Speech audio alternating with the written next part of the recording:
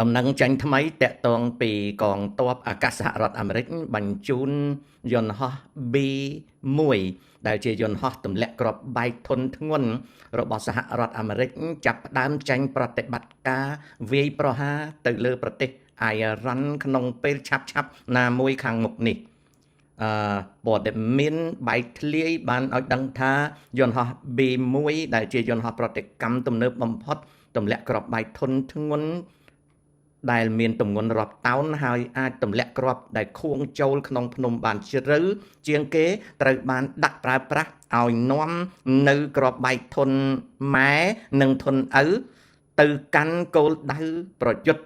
ដែលយន្តហោះនេះនឹងចាប់ផ្ដើមធ្វើប្រតិបត្តិការនៅក្នុងខណៈមួយណាឆាប់ៗនេះកងអាកាសអាមេរិកបន្ថែមទៅលើតំបន់មជ្ឈិមបូព៌ាក្នុងពេលដែលសង្គ្រាមកំពុងតែរីករាលដាលធំឡើ